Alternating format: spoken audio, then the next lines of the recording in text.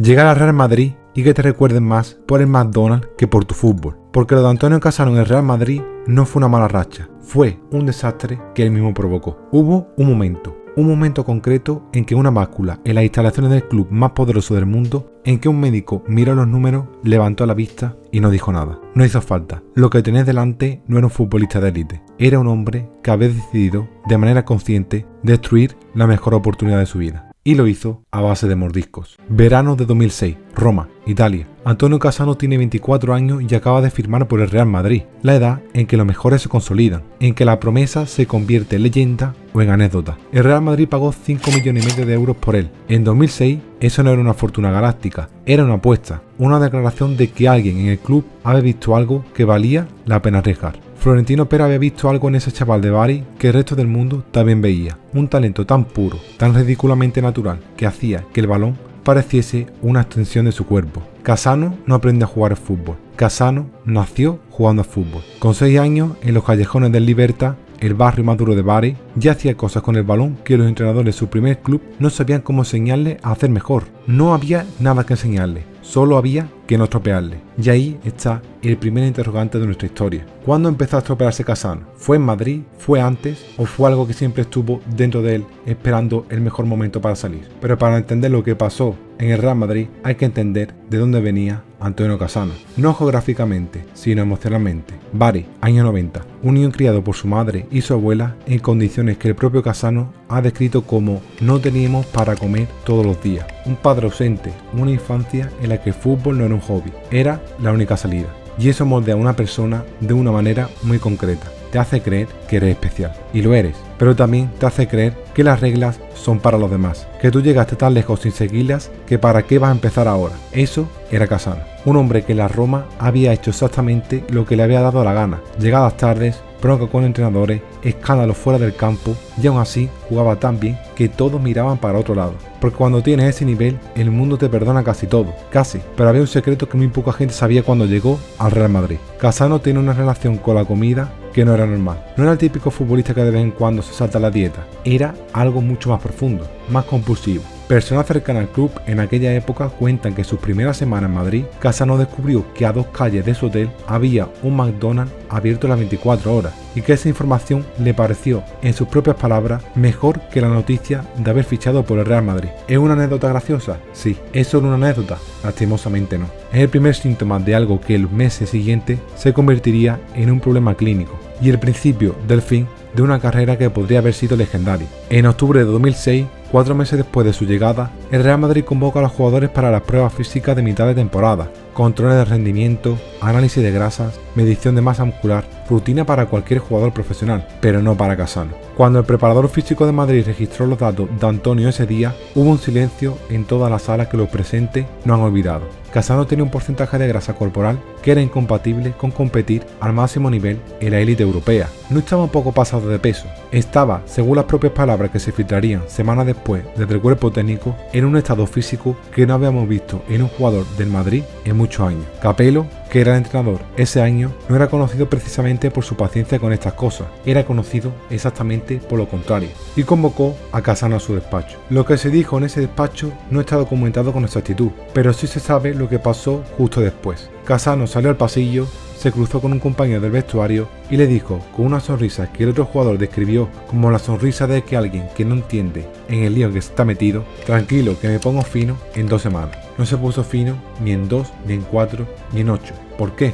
¿Qué pasaba dentro de Cassano que le impedía hacer algo tan básico como seguir una dieta cuando su propia carrera dependía de ello? Aquí viene el dato que nadie quiere aceptar cuando se habla de Cassano en su etapa en el Real Madrid. Y es que durante su primera temporada, el italiano jugó 31 partidos de liga. No fue un jugador ignorado, no fue alguien que se pudrió en el banquillo sin oportunidades. Capello le puso una y otra vez, confiando en que el talento, ese talento descarado, irracional, casi sobrenatural, terminaría por imponerse, y en algunos momentos lo hizo. Hubo tarde en el Bernabéu en que Cassano tocaba el balón y el estadio se pone de pie. No porque hubiera marcado, sino porque hacía cosas que no se esperaban. Destello, fogonazo de lo que podría haber sido, y ahí está la contradicción que hace que esta historia sea tan dolorosa. Cassano no era malo, no era un jugador sobrevalorado al que el Madrid había fichado por error. Era exactamente lo que parecía ser en Roma, un talento de otra galaxia. El problema no estaba en sus pies, porque mientras sus compañeros Raúl, Roberto Carlos, Cannavaro seguían protocolos nutricionales diseñados por especialistas, Cassano estaba pidiendo una cuarta hamburguesa a las 2 de la mañana.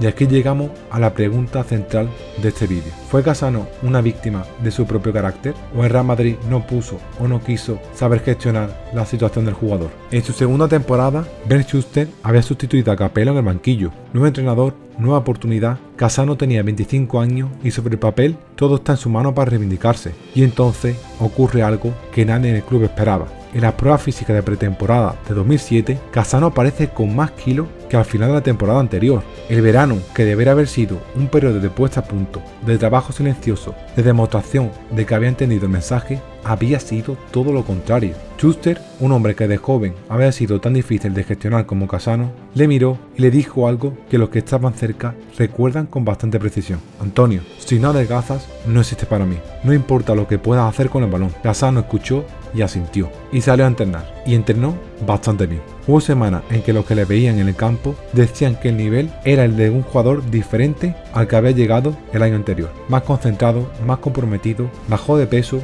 no todo el que tiene que bajar, pero bajó, y Schuster le dio minutos. Y Cassano marcó, asistió y brilló en algunos tramos de temporada que hacían pensar que quizás esto iba a tener un final diferente. Pero el fútbol tiene una crueldad específica con los que no terminan de comprometerse del todo. Una tarde de entrenamiento en noviembre de 2007, un miembro del staff de Real Madrid vio a Cassano aparcar su coche en la ciudad deportiva, bajar y sacar del asiento del copiloto una bolsa de plástico que olía, sin ningún tipo de disimulo, a comida rápida. Eran las 9:15 de la mañana. Y si este vídeo te está gustando, no te olvides de suscribirte para no perderte más historias como esta. Y pasamos al enero de 2008. El Real Madrid por fin vende a Antonio Cassano a la Sampdoria. Sin fanfarría, sin rueda de prensa, sin declaraciones de agradecimiento mutuo, un comunicado escueto, un traspaso a bajo precio. El cierre de un capítulo que el club quería olvidar lo antes posible. Y durante años la narrativa fue esa. Cassano había fracasado en el Madrid por falta de profesionalidad, por irresponsabilidad, por ser, en el fondo,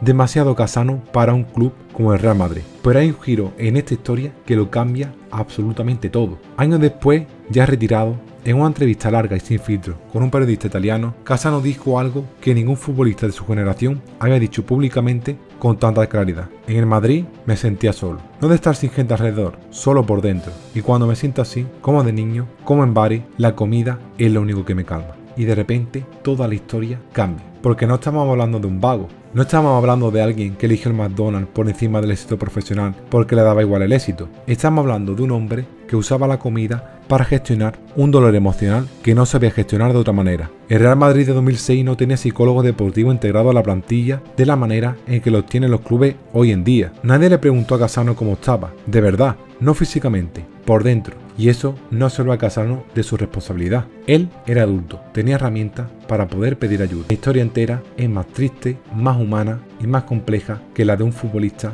que simplemente no quería jugar al fútbol. ¿Qué queda entonces de Antonio Cassano? En el Bernabéu, no mucho. Su nombre no está en ninguna vitrina. No hay vídeos de homenaje en los descansos de los partidos. Fue un paréntesis que el club prefirió cerrar, pero en la memoria del fútbol italiano, la historia es bien diferente. Después del Madrid, Cassano volvió a Italia y tuvo, con altibajos enormes, una carrera que todavía hoy provoca debate apasionado. Brilló en la Sampdoria, tuvo una temporada extraordinaria con la Nazionale, ganó cosas, volvió a ser en ratos el jugador que el mundo había visto en Roma. Nunca fue lo que podría haber sido, pero tampoco fue el fracaso total que el capítulo del Madrid sugería. Y eso nos dice algo sobre el mundo del fútbol que nos hace pensar. El fútbol moderno está obsesionado con el rendimiento, con los datos, con los porcentajes de grasa corporal y los kilovatios de potencia en el sprint y la zona de pulsaciones. Pero el fútbol sigue sin saber muy bien qué hacer con los jugadores que llegan rotos por dentro antes de llegar al primer entrenamiento. Los que aprendieron a sobrevivir de manera que en la élite no tienen cabida. Los que confunden el hambre literal con el hambre metafórico porque durante años no hubo diferencia entre las dos. Cassano no fue el primero y tampoco será el último. Y cada vez que un talento enorme se desperdicia de esta manera, Cuando decimos qué lástima podría haber sido el mejor, sin preguntarnos qué había detrás de ese talento y qué necesitaba para sostenerse, estamos repitiendo el mismo error. El fútbol puede comprar piernas extraordinarias, pero todavía le cuesta mucho más comprender lo que lleva dentro. Un talento sin red de seguridad no es un talento, es una cuenta atrás. Y si te ha gustado este vídeo, no te olvides otra vez de suscribirte a mi canal, que me ayuda muchísimo. Y dejo por aquí mi último vídeo hablando de Ronaldinho. No me rayo más y nos vemos en la próxima. Chao, chao.